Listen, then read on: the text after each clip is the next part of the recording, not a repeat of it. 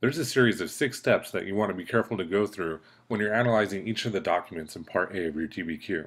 The very first thing that you want to do is read the introduction. This is going to cue you into some important contextual details. It may explain important things that the document's going to talk about. It could even explain words that you may be unfamiliar with there. So it's very important that you start with the introduction. Step 2 is to read the source information. This is going to tell you who created it, when it was created, and possibly give you some details into why it was created. So the questions you should be asking here are, what are the intent of the creator? If the creator had some intent to convince people of a certain view, there could be some bias that comes into play, and you want to be careful to bring that up in your DBQ. So it's really important to think about what the intent of the author is. The third step that you want to take is to read the questions that you're going to have to answer about the document. This is going to help clue you in to what information that you're actually going to be looking for when you read through it. And please notice that there's sometimes more than one part to each of the questions, so you're going to have to be careful to look for all of the information that you're going to need.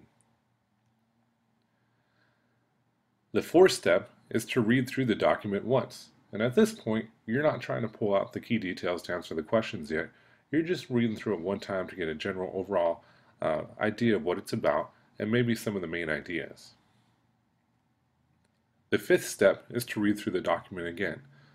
And this step you may complete 3 or 4 times even. It's okay if you have to read through it that many times. And at this point, you're highlighting or underlining the key information that you're going to pull out that's actually going to help you answer the question down below.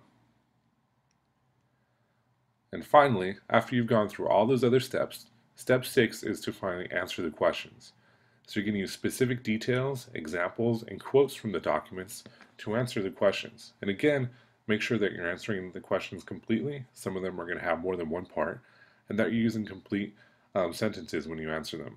Also remember to write neatly, because you're going to use this information when you go back to write Part B of the DBQ.